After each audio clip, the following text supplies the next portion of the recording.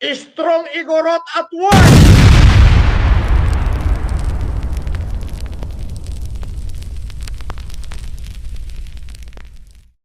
Gatas na gatas! Gatas na gatas!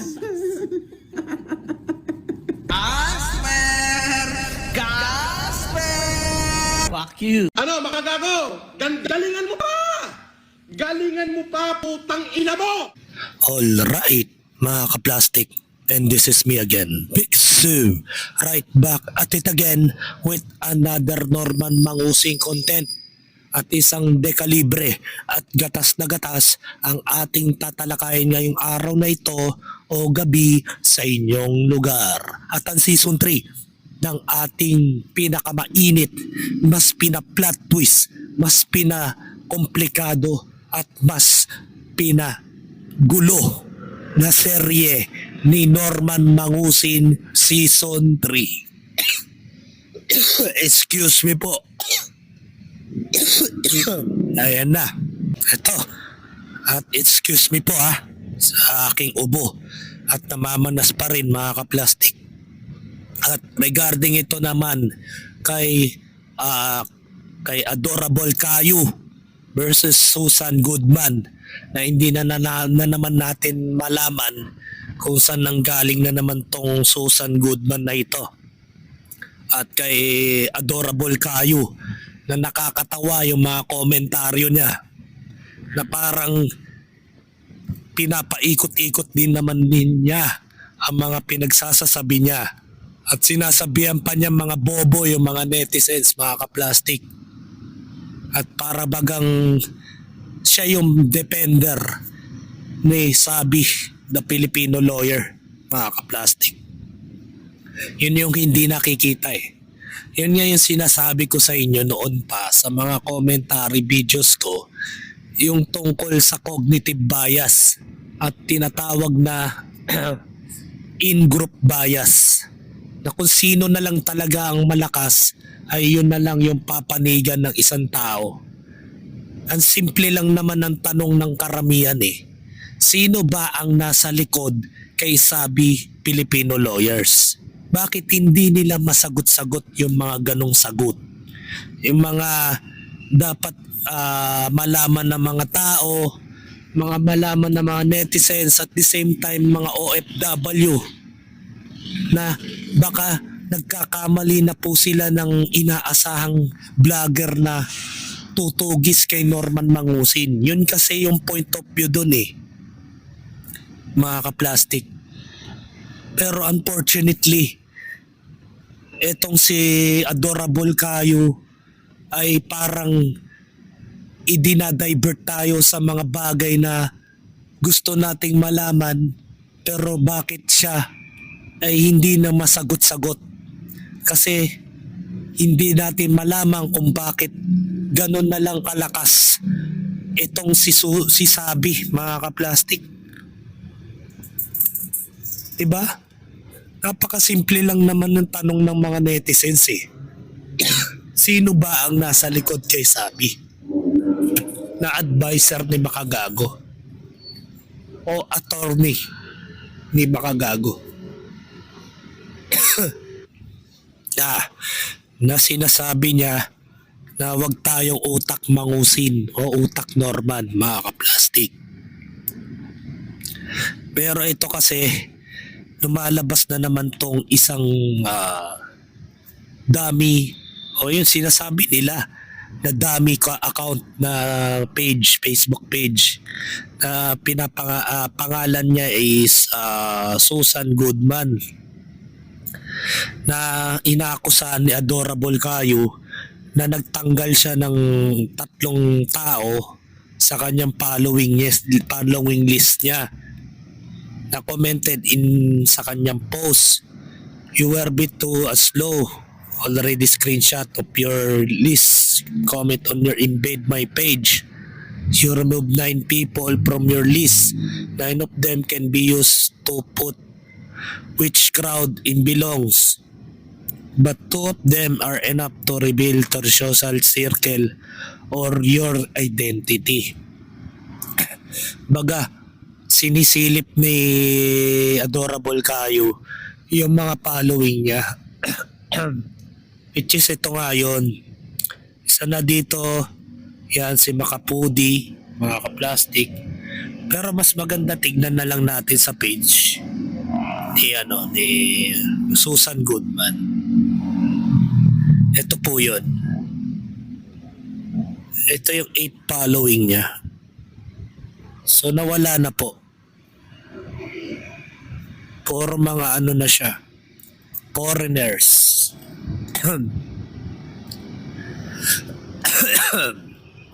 Yan. Ito kasi yung post ni Susan Goodman. Ngayon, Meron ka inis na inis si Adorable Kayo kay Susan Goodman bagkus yung mga post niya kasi hindi daw sigurado si Susan Goodman about sa aligasyon para kay MG na advisor di umano itong si Sabi, which is ang nasa likod nito ay si Susan Yance, mga ka-plastic. So panoorin na lang natin yung video na ito na ipinost ni Susan Goodman. at ang problema pa dito, Mangusin, meron kang mga nakakalabit na strings sa underground. Ang kwento ng 50,000 pesos ay naghahanap kami, or rather ako, kasi ako lang naman talaga eh. Sa entire drama na ito, it is only I who made the move, who did all the dirty. Ako lang. Okay? Kasi si MG, matuwid yon. Gusto niya legal. So, hindi siya kaparte sa kung ano man ang underground na ginagawa ko. Na hindi ko na lang sasabihin sa'yo. Oo. At dahil ikaw ay nasa mundo ko rin, mag-usap tayong dalawa. Hindi ko na to ipe-precise. Nasa mundo kita. Nasa mundo mo ko. Alam mo na yung ibig ko sabihin. Ha? Dapat. Ibig sabihin nun, kung nasa mundo siya ni MG, ay so that means na parang ikaw ay aking kliyente. In short, binabayaran kita bilang advisor mo ko para mapatugis natin si Norman, pero at the same time alam ni MG yan. Bagay yung mga pananalita ni MG sa ganitong klasing konsepto o sa konteksto na to, na meron talagang alam si MG sa likod ng pangalang Sabi Filipino Lawyers. Diba? Hindi ko na to ipe-precise. Nasa mundo kita. Nasa mundo mo ko. Alam mo na yung ibig ko sabihin. Ha? Dapat. May babala. Dapat bago mo ko hinarap, inintindi mo muna kung ano ba talaga yung posisyon ko. Sa ilalim. Bakit ang tanga mo? Ha? Yung mundong ginagalawan mo, ginagalawan ko din. Hindi ka ba natatakot? Na ako, nahawakan ko na yung lalim mo. Pero ang problema mo, Yari. yung lalim ko, hindi mo pa nahahawakan. Dapat nag-isip ka muna. Dapat nag-research ka.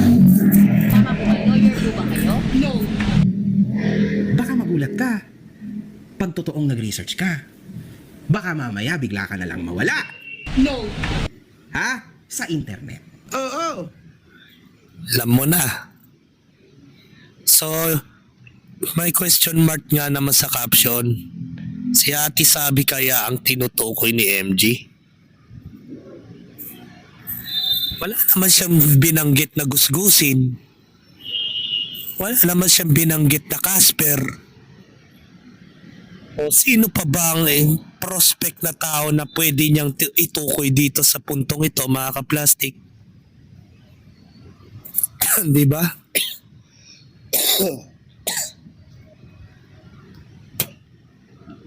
Simple lang yan, mga ka-plastic.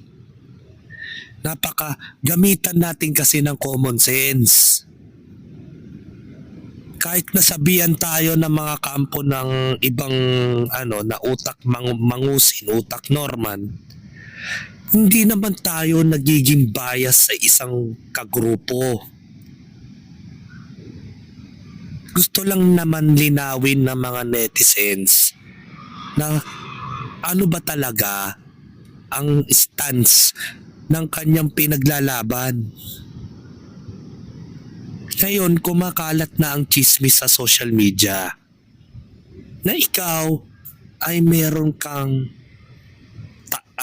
attorney kuno na scammer. Diba? Ito pa isa, ka-plastic.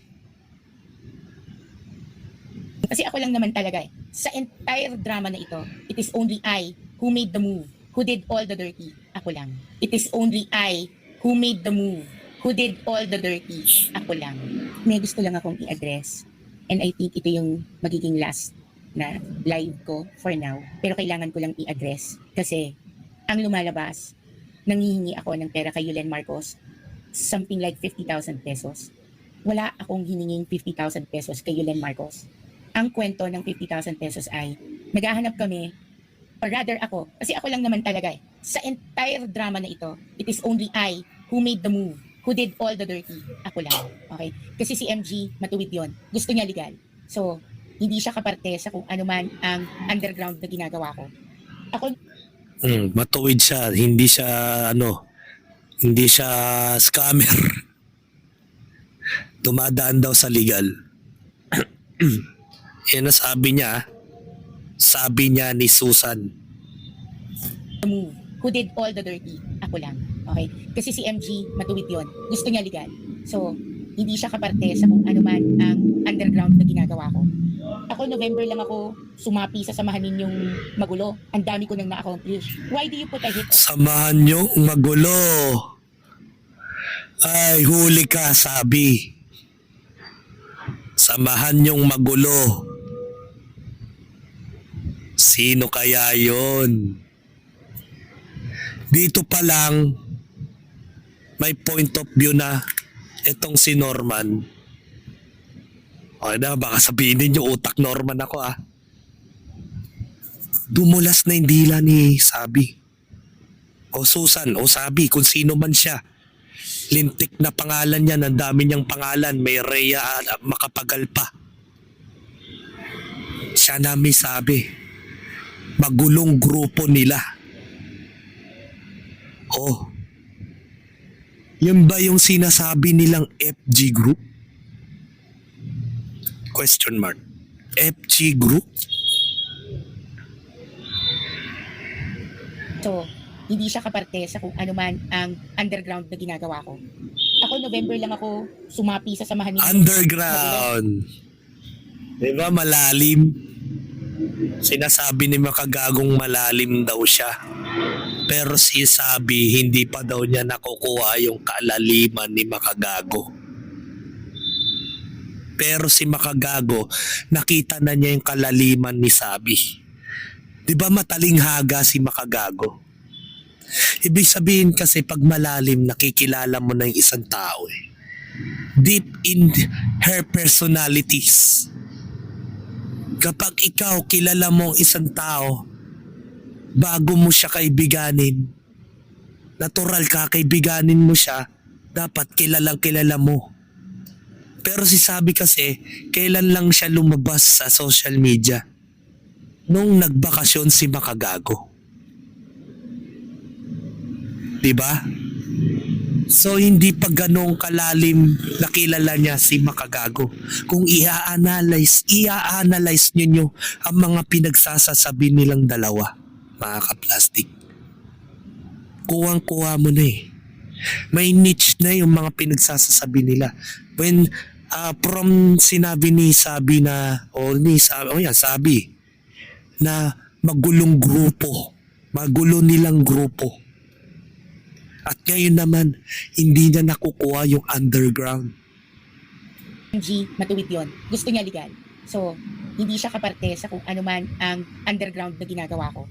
Ako, November Diba? lang ako sumapi sa samahan ninyong magulo. Ang dami ko nang Oh, na-accomplish. Why do you samahan put a hit yung on me? magulo. Bakit ako ang tinitira mo? Kasi nasasapawan kayo? Kasi ang bilis kong umangat?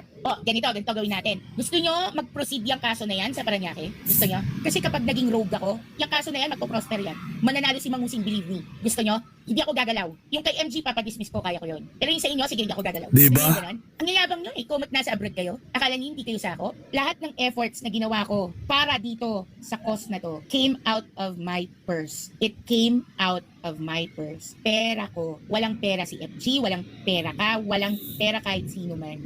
It came out of my purse. PSA, it came out of my purse. Okay? LTO verification for the driver's license na ang kakapal ng mga mukha nyo, ginagamit ninyo.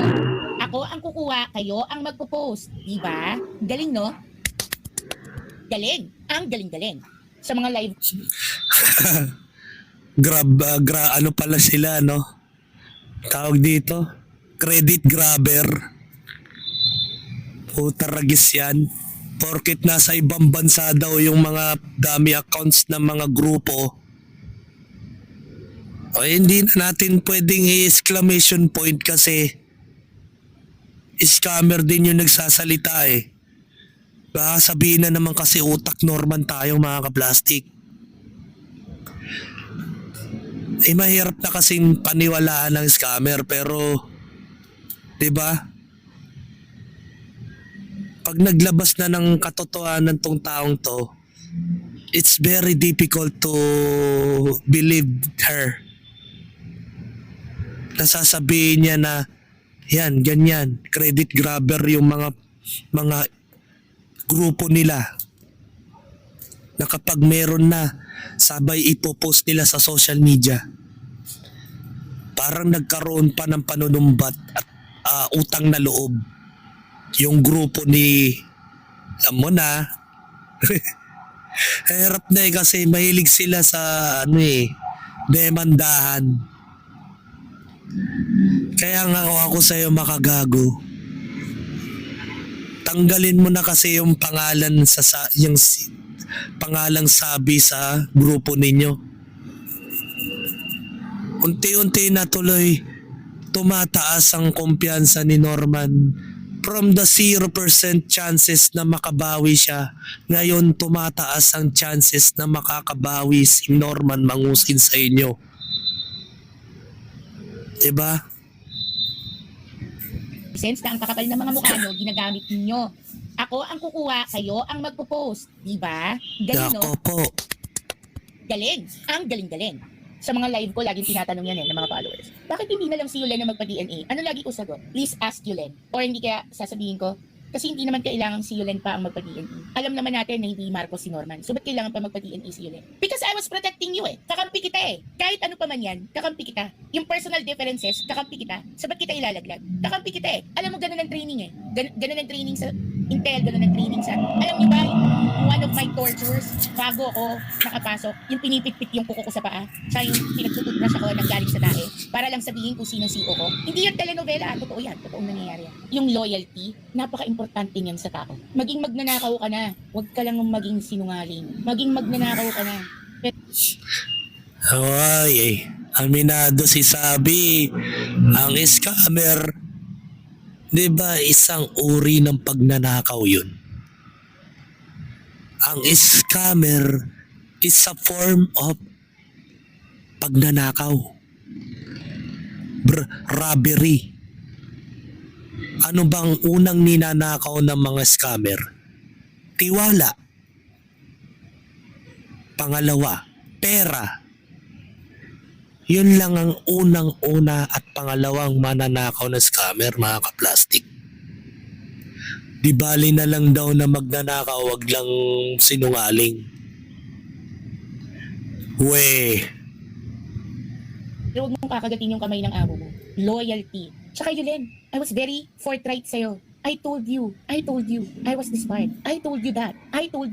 And you said, don't worry, your secret is safe with me. Ano yung mga sinasabi mo? You have friends in the banking industry that it was your friend who did that para mawalan ng account si Kulaong? No. We all know kung sino and I will not tell you kung sino yan. Because I love that guy. Tapos ilalive mo, susunugin mo. Eh paano yung taong nandun sa loob? Love that guy. Para malaki yung account na yon. Yan. Let's clap for the great Yulen. The Marcos. I know one day you will squeal like a fucking dog. I was told, wag na mainit ang ulo mo, kalma ka na kasi everything is being handled. Awang-awa ako sa'yo pag na-high blood ka. Ganyan. Okay na. Sige, kalma ka. You have to play their game. Kapag kriminal yung kausap mo, kriminal ka rin dapat. Yung way of thinking mo. Huwag kang lalaban ng legal. Iba yan kapag may emotional involvement. Kasi I thought, kaibigan ko kayo, matagal na kasi akong walang nagiging katropa. Alam niyo yun. I did things that no one from your group accomplished. No one accomplished the things that I've done for you guys. Kasi tinuring ko kayong kaibigan. And I wanted to be part of your group. Kaya kahit anong ipakiusap nyo, ipagawa ninyo, ginagawa ko. Ibinibigay ko sa inyo on a silver platter. At pagkatapos, kayo na ang nagbe-benefit. Kayo na ang nagpo-post. Ngayon, magtungo naman tayo kay Boss Kayo. Na matatawa na lang ako eh. Boss Kayo. Panoorin na lang natin to. Bigla na lang ako pumasok sa eksena itong taong to dahil siya daw yung kinakaladkad ni Susan Goodman dito sa post na ito. Panoorin natin. Baka sakaling may matutunan daw tayo at magaling daw to magpaliwanag eh. Yan. Ito yung Kiniko David yun eh.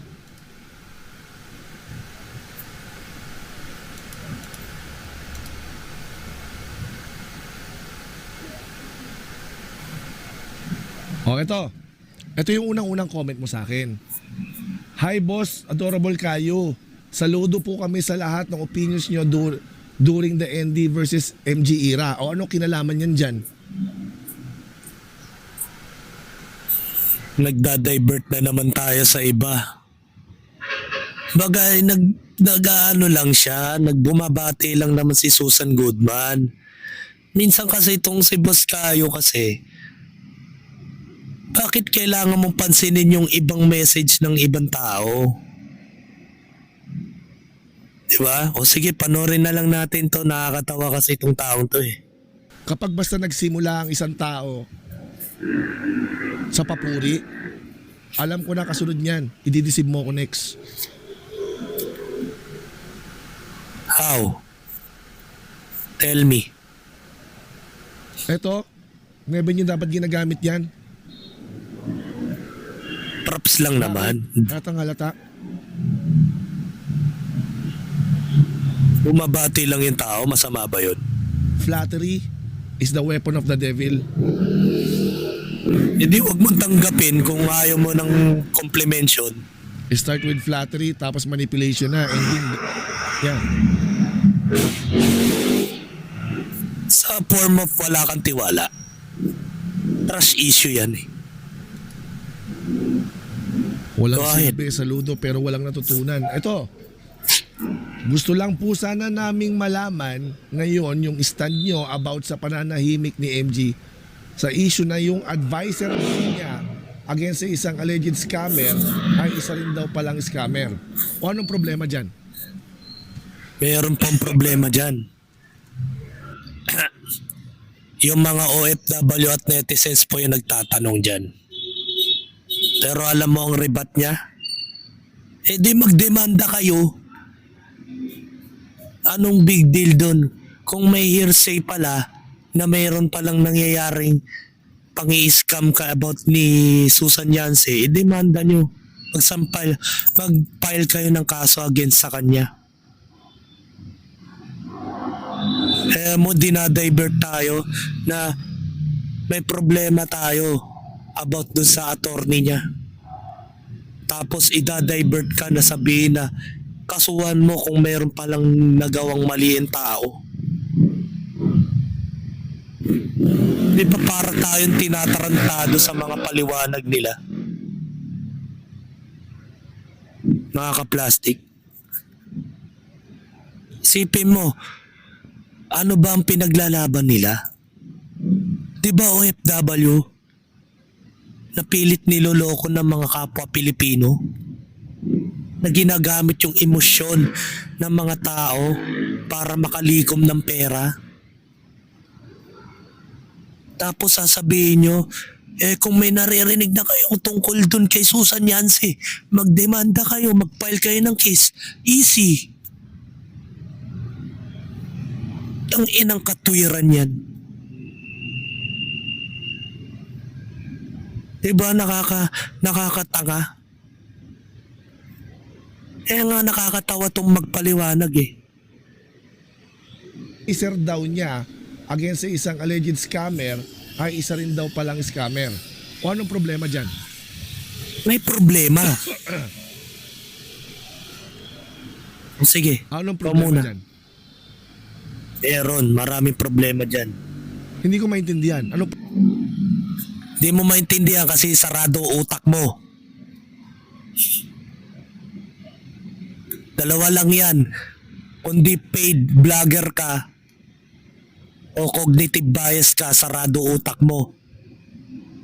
Nakasalalay nga dito yung tiwala ng mga OFW pati netizens dito sa Pilipinas eh. Tapos sasabihin mo anong connect dyan? Tangin na responsibility naman oh. Million subscriber kayo tapos ganyan kayo magsalita. Diba? Tapos sisisihin yung mga dami accounts. Kaya nga nagdadami accounts yan kasi ang hilig nyo magsampa ng kaso.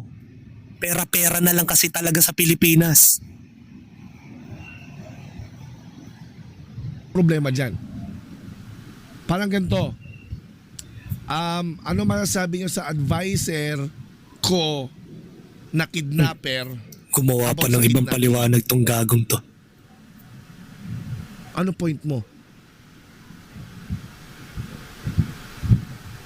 May punto nga eh. Meron siyang kliyente, meron siyang attorney na may issue. May criminal liability. Yun lang naman eh, napakasimple lang naman ang gusto ng netizens eh. Ipakita yung muka. E di tahimik na lahat. Ngayon, kung di nyo kayang ipakita yung mukha ng taong yan, di nangangahulugan may tinatago kayong mali. Habang nagngangaw yung attorney mo sa social media accounts niya. Natapos tinitira niya yung vlogger doon na nagtatago sa ibang bansa. Na credit grabber. Diba?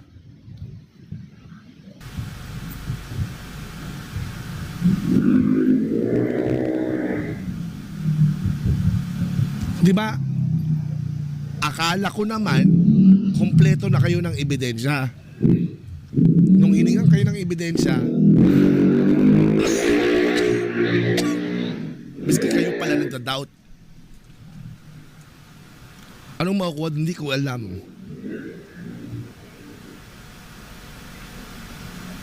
Ayan ang unang-unang comment mo sa akin, di ba? Oh. Naalala po namin kayo since kayo rin po sinabi niyang umawat sa kanya during his palipad or poverty court dahil kinontak niya ako. Okay? Ano point nun? Dahil ang sabi niyo raw po ay ano pa ang pagkakaiba niya sa binabas niyang nagpa-poverty court kung siya rin gagawa ng gano'n. Ano point mo dito? Kung gusto mo tong gamitin na analogy, dapat scammer muna si MG. So ano po? Mario Joseph. Di ba ginawa na nga yun ni Boss MG before? Nag-charity siya. That was panahon ng pandemic. At monetize yun. At bukod pa ron, may mga charitable work siyang ginawa din kasama yung asawa niya. Diba? Scroll up. Back and then 2020 pandemic times. Yun. Nagbubulag-bulagan kayo eh kasi malakas yung kakampi ko eh. 3.8 million subscribers pre. Simpleng pag-amin lang naman sa pagmumukha ng scammer na attorney hindi pa magawa. What the hell are you doing? Pinapahaba yung serye. Nandun na tayo sa point. Nagalit tayo kay Norman. Pero meron kayong tinatagong sikreto. Meron kayong pinagtatakpang tao. Diba? Pagkakaiba niya si scammer. Kung mangi-scam din siya.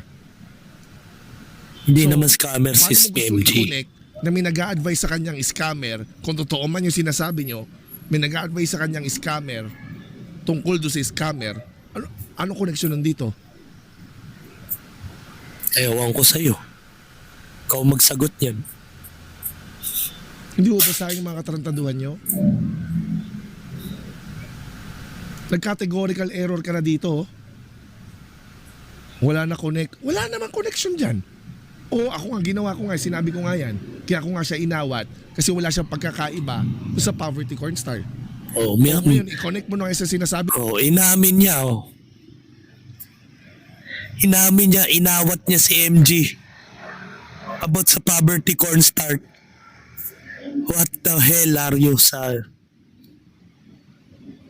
Explain na lang, siya rin nang bumawi. Isa ka rin namang wala sa category. Ang inan to, pinapanood yung patong taong to eh. Nagkakalat din sa social media. Mo, sabihin na natin for the sake of argument, meron nga siyang advisor na scammer. Okay, fine. And then nag-a-advise yung scammer tungkol Sabay ganun. doon sa kalaban ni MG na scammer. O ano connect? Nagtanggol ka lang naman. Parang simple lang yan eh. Galit ka sa magnanakaw dahil ninakawan ng OFW. Pero meron kang katropa, kakilala, na pilit pinaglalaban daw di umano na tugisin si Mangusin, pero same as Mangusin din yung ginagawa ng taong yun. Tell me, kayo, paano mo mapapaliwanag na meron kang katropa o sabihin na natin pamilya? Kasi pagdating sa pamilya, di ba may mahilig tayong dumepensa? Kapag ang pamilya, isa sa pamilya mo nagdodroga, yan ang depensa mo. Anong connect? Sasabihin mo. Galit ka sa mga drug addict pero meron kang kamag-anak na addict. Baka ikatwiran mo. May pagkakataon naman magbago yung tao eh. Nasaan ang pruweba ninyo? Pakita nyo muna. Yan kasi yung mga reason ng mga taong huli na ayaw pang umamin. May mga sum of evidence na nga eh. Parehas ang boses ni Sabi, parehas yung in-interview nung that was 2017 na scammer. Doon pa lang panalo na eh.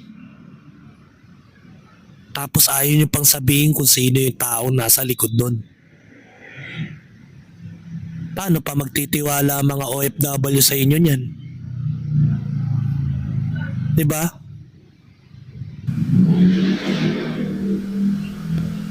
It makes total sense kasi alam nga nung advisor yung tricks of the trade. Exactly. So anong point niya? Oh, ito ngayon. Gusto po sana naming malaman yung opinion nyo about sa issue ngayon kung saan ipinaglalaban niya po ang mga OFW. Okay? Pero hindi niya magawang sagutin o pansinin man lang ang issue ni Attorney Savi. Nag-red herring ka na naman. Gusto mo ba gawan pa kita ng Venn diagram? Venn diagram Ang po, dahilan tanginan niya to. kung bakit niya tinutuloy yung laban kay Mangusin is dahil yung OFWs, ang dahilan niya, yun yung hinuhugutan niya ng lakas para lumaban. O anong connect niyan dyan ulit?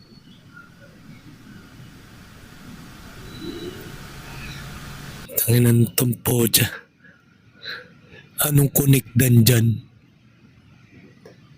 Para alam mo mga kaplastik, para ka nakipag-usap sa lasing na nagmamaoy doon sa karinderya. Ganito magsalita si Kayo. Anong kunik daw doon? Simple lang naman gamitin ng common sense. Scammer nga kasi, inaakusa ng mga netizens. Diba? Isipin mo paano pa magtitiwala ang tao kung yung kasama niya sa grupo nila, scammer din. Paano na lang kung may mga malalim na motibo pala tong mga to? Na pinipilit nila si Rancy mangusin dahil sumasagana siya sa panloloko. Dahil ang gusto nang mangyari, sila lang yung makakapangloko. Gets mo? Kayo? Paano connect dun? Mahaba na yung video ko. What the hell are you doing? Gusto nyong mag-derive ng hypocrisy ni hindi Tama. nyo ma-establish yung hypocrisy. Nasaan yung hypocrisy? Yan.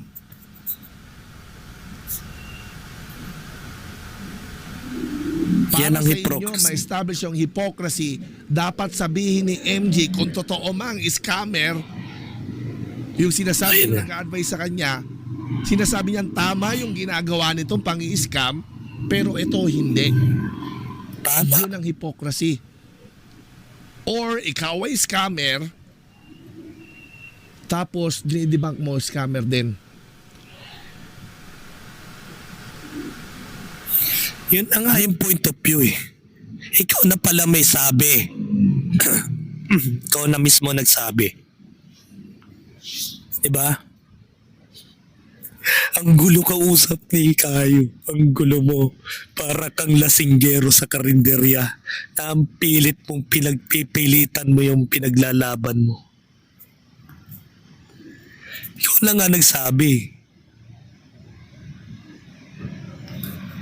Diba? Yun, hypocrisy. Nasaan ang hypocrisy? Hindi ko maintindihan.